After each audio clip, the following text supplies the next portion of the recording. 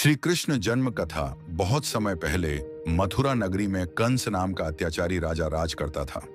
कंस अपनी बहन देवकी से बहुत प्रेम करता था, परंतु जब उसका विवाह वसुदेव जी से हुआ और वे दोनों विदा होकर जा रहे थे, तभी आकाशवाणी हुई, हे कंस, जिस बहन को तू बड़े प्रेम से विदा कर रहा है, उसी का 8वां पुत्र तेरा काल बनेगा और तेरे अत्याचार का अंत करेगा।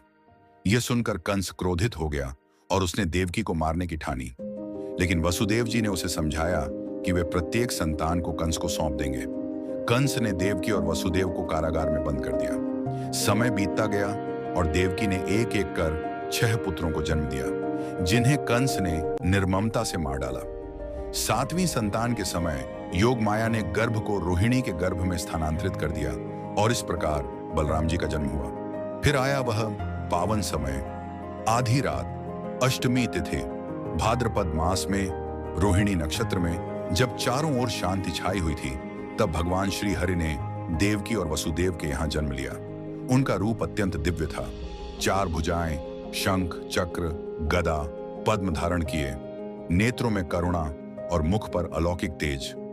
उन्होंने अपने माता पिता को दर्शन देकर कहा, माता पिता, आप लोग मेरे पिछले जन्म में बहुत भक्त थे, इसलिए मैं आपके घर आया हूं, परंतु अभी आप मुझे साधारण बालक के रूप में देखें और गोकुल ले जाकर नंद यशोदा की गोद में सौंप दें। इतना कहकर भगवान श्री कृष्ण बालक रूप में प्रकट हो गए। चमत्कार यह हुआ कि कारागार के द्वार खुल गए, पहरेदार निद्रा में सो गए और वसुदेव जी ने बालक कृष्ण को टोकरी में रखा। उस समय यमुना जी का जल मार्ग में बह रहा था, परंतु जब वसुदेव जी नदी पार कर रहे थे, तब जल कमर तक उठ गया और शेषनाग ने अपनी फन फैलाकर बालक कृष्ण की रक्षा की।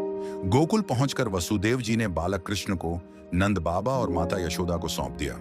वहां पहले से ही एक कन्या योग माया के रूप में जन्मी थी। वसुदेव जी उसे लेकर मथुरा लौट आए।